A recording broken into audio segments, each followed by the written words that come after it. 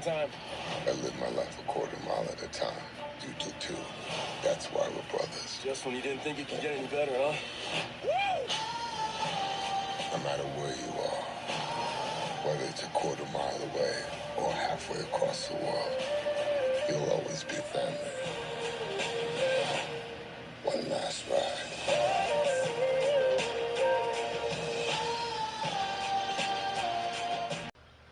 Yeah, I think we can all agree it should have been one last ride, but sadly it wasn't. Welcome to Time About the Movies, everybody. We have two movies to look at today to kick off April 2015, and we're starting off with the 7th installment of the Fast and Furious series, Furious 7. In this one, of course, Dominic Toretto, once again played by Vin Diesel and his crew, thought they left their criminal mercenary life behind them. They defeated an international terrorist named Owen Shaw and went their separate ways. But now Shaw's brother Deckard, played by Jason Statham, is out killing the crew one by one for revenge. Worse, a Somalian terrorist called Jakarad, played by Jamin Hansu, and a shady government officer called Mr. Nobody are both competing to steal a computer terrorism program called God's Eye that can turn any technological device into a weapon. Toretto must reconvene with his team to stop Shaw and retrieve the God's Eye program while caught in a power struggle between terrorists and the United States government. I mean, I've kind of touched on the other Fast and Furious movies overall since we started doing this show. I mean, the first one I like, second one, so bad it's good, third one, just kind of bad, fourth one's really good, fifth one I think was the best one up to this point, and sixth was just okay. So this one in particular, there was a lot of big things, of course, obviously, with the fact that this was the first movie in the series to come out after the death of Paul Walker a year and a half prior. But I'll save that part for last. Let's talk about the film itself overall. Honestly, this really was probably my second favorite of the series in general. I like the fact of the way they approached this film in general. They basically just said, let's just go as insane and as over the top as we can, and we'll just have fun with it. And I feel like they succeeded with that, and then some. There's no point even bothering to talk about how stupid the story is, because the film itself makes it very clear that the story or the consistency of the plot doesn't really matter. It's about how insane this gets, and boy, if you thought the safe chase at the end of Fast 5 was over the top, wait until you see what the stuff they do here. I mean, you got all these scenes of them flying these cars out of airplanes and not them being instantly killed or severely damaged. And then there's a scene where Dom and Brian drive the car out of 3 buildings high up in the air. 3 of them. They're all in these trailers, but there's nothing compared to the ending, in which Vin Diesel and Jason Statham go mano a mano on a parking garage before Jackanade intervenes and attacks both of them. And Shaw's apprehended when part of that parking garage collapses and stomps down on it with his foot, and it collapses. I am not kidding. Dom literally stomps it to the ground, and the whole thing comes careening down. Like, that is an example of the insanity of this movie, and I loved every second of it. This was back when the series made it work because you did like what they were building up to here. I mean, it's so over-the-top ridiculous, you couldn't help but love it. They were able to get away with it in this movie. Afterwards, there's another story, but we'll touch on that again in just a second here. But at the same time, as insane as it gets, it does find that sense of sentimentality to it, especially when you consider, like I said, this was Paul Walker's last movie before he passed away, and, you know, considering how insane the franchise had gotten up to this point, it would have been so easy to just assume that Walker may have been killed off. And honestly, I really think they did the best job they could have done with letting his character go. They don't kill him off, but they basically send him off in a way that doesn't feel tacky or force whatsoever. You see a little bit in the trailer there where, you know, Dom and, you know, Brian go their separate ways in their cars, and it feels very genuine, it feels authentic, and it does not feel like it's trying to force a manipulative action out of you. Like, regardless of what many people may think of Paul Walker as an actor, which he really wasn't that bad of an actor overall. He had a couple of bad movies here and there, but he was never a terrible actor. I mean, Running Scared, 8 Below, like, those are movies that are definitely worth watching with him in the leading role. Like, he's part of the reason why those movies work so well. He's got a great chemistry with everybody involved in the cast, including Vin Diesel. When I watched this movie, my only thought to myself is, this was like the Star Trek 6 of the Fast and Furious franchise. Like, this should have been the last time we see these characters together. And, you know, considering how successful this was, there is going to be more Fast and Furious movies. And just like Star Trek, I thought if they were going to continue this, now's the opportunity to do something like a next generation franchise, where you bring the next generation of Fast and Furious people into this. And I feel like you could put some new young actors in this and make it work.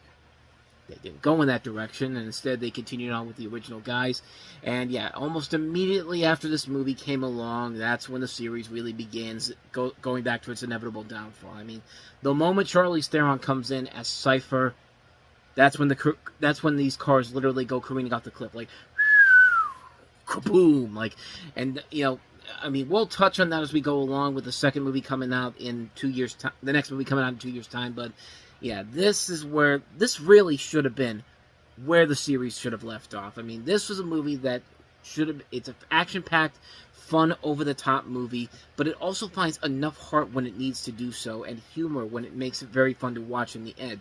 It's a good, fun, silly time of the movies that's worth checking out, and this, again, should have been the end of the Fast and Furious series. It wasn't, and of course, we all have to pay the consequences for it afterwards, but we will get to that as we go along here, but there you go. That's Furious 7 for you. So with all that said, let's go ahead and move on to the last movie that we have here, and that is Ryan Reynolds and Helen Mirren in Woman in Gold. My aunt was stolen by the Nazis.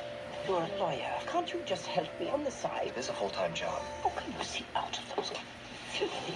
We're taking the Austrian government to court. Could you drive faster? We're going to be there 4 hours early. But I want to buy perfume and cognac in duty-free. Woman in Gold is filled with humor and heart, with a towering performance from Helen Mirren. Once the past has been put to right, we will not have come here in vain. Woman in Gold, rated PG-13. Yeah, if the Weinstein Company's putting out a movie that they think that looks like an Oscar contender before Oscar season comes along, 9 times out of 10, it's probably not that very good. And even if you have people like Helen Mirren and Ryan Reynolds, and also Katie Holmes, Tatiana Maslany from Orphan Black, Elizabeth McGovern, Charles Dance, Jonathan Pryce, yeah, this doesn't save the film in general here. This is based on the true story of Maria Altman, who's played by Mirren in this, an elderly Jewish refugee living in Cheviot Hills, Los Angeles, who, together with her young lawyer Randy, played by Ryan Reynolds, fought the government of Austria for almost a decade to reclaim Gustav Klimt's iconic painting of her Aunt Adele Bloch-Bauer, Portrait of Adele Bloch-Bauer No. 1, which was stolen, Bauer the First, I should say, which was stolen by her relatives by the Nazis in Vienna just prior to World War II. Altman takes her legal battle all the way to the Supreme Court, which ruled on the case Republic of Austria versus Altman 2004.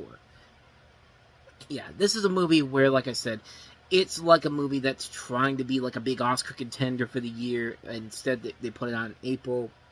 And knowing Harvey Weinstein's ability to get these movies awards consideration, the fact that he doesn't put enough effort into this movie in particular should probably give you a warning sign that, yeah, this thing ain't working out, and sadly, it doesn't work out in the end. It's a kind of a boring movie in general, and you know, I will give Ryan Reynolds this. I will give Ryan Reynolds this. He is trying to do something that's outside of his norm. The movie doesn't suffer because of its actors. Ryan Reynolds can be good in this movie. So is Helen Mirren. So is Daniel Bruhl, Katie Holmes, Tatiana Maslany, Charles Dance, Elizabeth McGovern, Jonathan Pryce. They're not the problem here. The director's not the problem either. Simon Curtis. Simon Curtis has done, last movie he did was My Week in Maryland. He also did the David Copperfield movie. He also did Goodbye Christopher Robin, which will come out after this. He's done the Downton Abbey movies, The Art of Racing in the Rain. He's not a bad director. I just think the script overall, it's the typical definition of a cliched riddle Oscar bait movie, where we're trying so hard to get this movie an Oscar, get this movie as many awards as we can, but unfortunately there's just nothing there to say that this movie is something that needs to be seen by the public as this big special movie that you need to go out, rush out and see. It's just not there with this film. It's a lackluster film with a story that's not really all that engaging overall, and it is a long movie in general. You're sitting here for nearly 2 hours watching these two going into this courtroom case that really is not really leading to a whole lot of intriguing things about it. It's a major flaw of a film that just doesn't really have anything to work with its actors or its director. They're not the problems. The script overall is the biggest flaw of the film. It's too been there, done that. It's too Oscar cliched riddle. And it just needed that spark to really make it stand out to be something unique and different. And sadly, it's just not there with this movie at all. So, yeah, that's a skip on Woman in Gold. And so, with all that said, we wrap up another episode of Time About the Movies. Next time we meet, we have 2 more movies to look at for April. Nicholas Sparks, another one of his books, becomes a movie, and it's a movie featuring future Tomorrowland star Britt Robertson, The Longest Ride, and we have then the far superior movie of the weekend, and one of the best movies of the year in general, Alex Garland's Ex Machina, featuring Alicia Vikander and also Oscar Isaac among its cast. We'll touch on those two movies coming up on the next episode. That'll be, of course, tomorrow. But with all that said, though, thank you so much for watching this. I hope you enjoyed it. If you did, please go ahead and do me the honors of hitting that like button, that subscribe button, and that notification button. Also, don't forget to check out our playlist, and don't forget to check out the previous episode we did. So with all that said, whether it's in the past, the present, or the future, I will see you at the movies. Take care.